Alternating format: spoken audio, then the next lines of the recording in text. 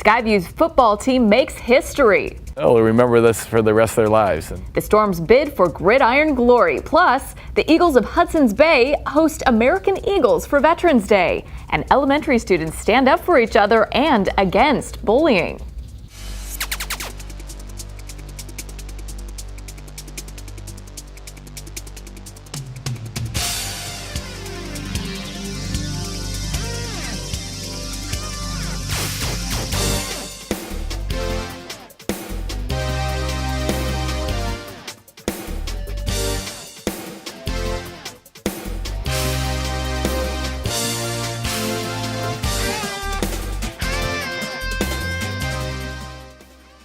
Have a storm alert here in the Tacoma Dome. It is now Skyview High School packs the Tacoma Dome as the Storm play for the football state championship. Hello and welcome to In the Know. I'm Coleen Nelson.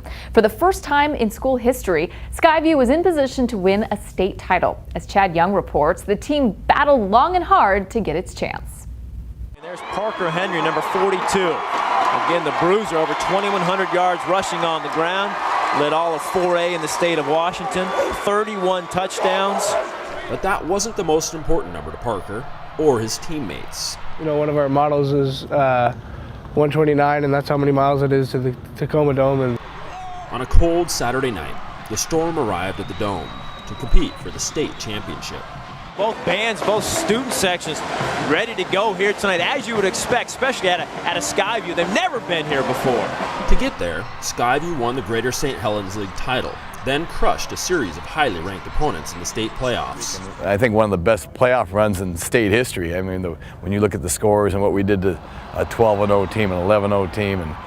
And then, in Tacoma, Skyview squared off with Skyline High School out of the Seattle area for the state championship. Skyline has won 5 state titles in the last decade and used its big game experience to jump out to a quick lead. Tenney's into the end zone. Jukes Morrison takes it 25 yards for the game's first touchdown. Well, they've been there before, and that's kind of our first time. I think we were a little starstruck. The Spartans went into halftime up 17-0. It was like kind of hectic at first and stuff, then it started to calm down towards the second half. Skyview coach Steve Kaiser made adjustments at halftime, and the nerves settled. We started to play more Skyview brand of football in the second half, and our defense started to step up. After a big interception, the Storm struck for a touchdown. Just a big one from Skyline's 37. McDonough rolling left and throwing right into the end zone. Henderson is there. Yes, he had a step on Green through the end zone, but in for the score, and Skyview was back in the game. 4 busloads of fans from Vancouver were feeling good. But that was as close as it would get, as Skyline pulled away to win 38-7. Oh, it's a great group of kids. I love those guys, and it was a heck of a run. With a lot of key players coming back, the Storm have high hopes for next year. You know, and it gives you a little bit of thirst to get back there. You know, you get a little taste of what that's like to be up there. And yeah, we'll have a good shot. We have more people with more experience now, so they'll be even better next year. Despite the loss, these players know they did something special. Once the pain and the stinging from the loss, you know, kind of wears out, I think we'll be able to reminisce on how great of a season it actually was. We did something that no other Skyview team has ever done. And we aimed high and dang near hit it. So I think you only hit what you aim at, and we aimed high and just fell a little bit short. We're in the know. Oh, they all love Skyview football down in Vancouver. I'm Chad Young. We want to give a special thanks to Como Television in Seattle for sharing some of its game footage with us, especially Andrea Flatley. And of course, congratulations to the Storm on a great season. The football team at Skyview wasn't the school's only champion. The girls' soccer team won its 2nd consecutive state academic title. The team found success on the pitch, too, going undefeated until a playoff loss. The players say that for them, success in sports and academics go hand in hand. We take high school seriously, and we're working hard, not just on the field, but in the classroom. And I think it's really important that during season, you keep your grades up, and that kind of hard work translates onto the soccer field, too. I think all the students have like that competitiveness because they're athletes, and so we're determined to get good grades and get the best grade in the class. I know that I always compare my grades to others and be like, oh gosh, I need to do better next time and stuff like that. The team's GPA was a whopping 3.84, even better than last year's. Many of these student athletes will play in college next year, and they know how important it is to be the complete package. This is a school team, and school's about education, and good grades will help you later if we're playing college. You need good grades to get into the college. Vancouver Public Schools are no stranger to state academic titles. In the spring, both the Skyview boys tennis team and the Columbia River girls golf team took home championships. 2 seniors from other high schools are honored for excellence as well. From Hudson's Bay, senior Isaac Chandler was selected as a National Hispanic Recognition Program Scholar. The NHRP honors Hispanic Latino high schoolers with a GPA above 3.5 who score highly on the pre-SAT.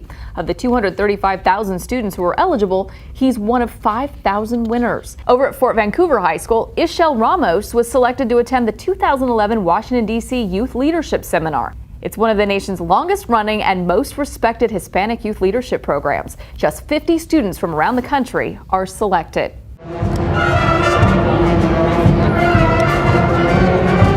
Vancouver schools take time to honor our nation's veterans with songs, with words, and with some special guests. Students had November 11th off for Veterans Day, so on November 10th, they gathered in gymnasiums, cafeterias, and theaters to learn why the day and who it honors are so very important.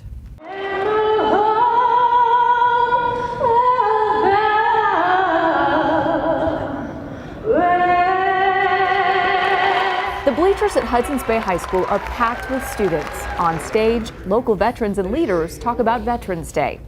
I'm proud of our military and I want them to feel that. Among them, former Vancouver Mayor Royce Pollard, who helped organize this year's assembly. You know, we have great freedoms and who do we think guarantees those freedoms, even today? You know, it's our military, it's people serving. The keynote speaker, Jeff Gilman, served in Vietnam and spoke to the students about the sense of community he developed during his service. I think it's a great opportunity when kids have the chance to actually hear veterans, gain a better appreciation, a deeper appreciation for what the day stands for. I think that the speakers were amazing and they made an impact on all the students. Also making an impact, a pair of eagles brought in by an animal rehabilitation center. You know, I mean, what better place to bring American eagles than to Hudson's Bay, the home of the eagles, you know? I think it's fantastic for kids to see the symbol of our country, that bird, standing strong, looking out with steely eyes. I think it makes a great impact on the kids. While the birds drew amazed looks, the veterans who spoke earned respect from students. I think without the veterans, we wouldn't have the opportunities and freedoms we have today, so it's really important to honor them for their service and what they've done for our country. That message wasn't lost on younger students over at Chinook Elementary. November 11th is called Veterans Day and honors the men and women who served in the armed forces. As in their yearly tradition, Principal Joe Lapidus invited veterans to take the mic and tell their story to the children. And one of the reasons that we do what we do are all the people that are in here in this room. So one by one, veterans talked about their service and how children can improve their community and country. And in the end, the vets got what they deserve, a standing ovation. Every Vancouver public school observed Veterans Day in its own way. Next year, check with your school in your neighborhood to see how you can take part. Graduating from high school is the end of one adventure and the beginning of another. That next step will have a huge impact on the rest of a person's life. Nick Vole tagged along with students from Vancouver as they try to figure it all out. On a Monday morning, outside Fort Vancouver High School, students board a big yellow bus. It takes them across the I-5 bridge to the National College Fair at the Oregon Convention Center in Portland. The students aren't just in a different state, they're entering a different state of mind. Hopefully it will open their eyes a little bit. That's really what we're trying to do here. Many of the students on this trip come from families in which going to college is not a given. So I would probably be the first in my family. These kids from Fort and Hudson's Bay High School are in the AVID program. That stands for Advancement via Individual Determination. That's really what we're trying to do in AVID, and to take them out of school every now and again and to show them like another world. A world that includes a college education. Students talk to representatives from public institutions like Oregon, Washington State, and Eastern Washington, and private schools like Seattle Pacific and George Fox. For those who want to leave home, there's Ohio State, Villanova, and dozens of schools from California. It's kind of like a zoo in here with so many people running around. Hundreds of colleges and universities are showing off what they have to offer students, and now the challenge for the kids is, which college will I choose in the fall? While the selection of colleges is dazzling to these students, the real eye-opener is how hard they're going to have to work to get into one. And I'm hoping that for my students, especially for the freshmen, some of the younger ones, that this would be a motivating experience, that they'll talk to these representatives and really understand exactly what they need to do in order to get into college. For a trio of Fort freshmen, the message is clear. It's great. Like, there's a lot of things that I didn't really know before. Like, I went to a workshop on the essay, and that really helped me. So now I know like a little bit of what I have to do. It makes me want to get like straight A's and all that. There's a lot of options, and it makes me want to do better in school because it's not that far away to go to college. So it kind of is a wake-up call that I need to keep my grades up. For In the Know, I'm Nick Vole. The AVID program is an elective class at most of the district's middle and high schools. Its goal is to assist students who are doing okay in school but who might need guidance to reach their college dreams. Teachers help students through high-quality instruction, group tutorial help, and motivational mentorship. We told you about student awards earlier, but they're not alone. For the second straight year, the Vancouver Public Schools Board of Directors is the State School Board of the Year. The Washington State School Directors Association hands out this annual award. Vancouver shared the honor with the Auburn School Board. It had to show outstanding performance in meeting 5 criteria important to student success. Another statewide award, this one for Vancouver School of Arts and Academics. VSAA is officially an innovative school according to OSPI. That's the Office of Superintendent of Public Instruction, the organization that oversees all public schools. VSAA was the only school in Southwest Washington to receive this designation. Most of us didn't start thinking about college until we were well into high school. But at Sarah J. Anderson Elementary, they're getting kids excited about it right now. The school is taking part in a program called No Excuses. Teachers talk to kids about what it takes to get into college and find success in life. 2 staff members who had hard but fulfilling roads to college told their personal stories. That was part of the first step, explaining to children why they should aim so high. Because then you could get a good degree and then your parents could be proud of you. Because you need to get good grades and you need to learn about a job in order to get that job, and you need to be good at it and you need to know what happens in that job. Teachers had a little help from Geyser Middle School's band and Skyview's cheerleaders. After the excitement of the assembly dies down, the program moves to the next phase. They have some really specific goals in their classrooms around achievement and around learning, and so we've got a bulletin board going out in front that's tracking their achievement all year by grade level, and they're pretty excited to see that grow.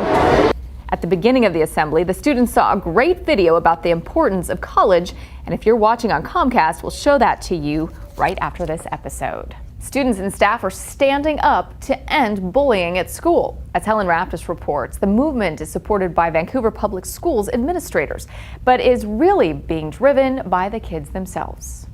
Big, beautiful smiles. 1, 2, 3. A sea of pink at Minnehaha Elementary as students and staff show solidarity against bullying. It's National Stand Up Day and the kickoff of the school's anti-bullying campaign. There's a lot of concern at a national level as well as within our own district around bullying, social aggression. We've brought it forward as a big initiative this year to really improve the culture of our schools and the school climate.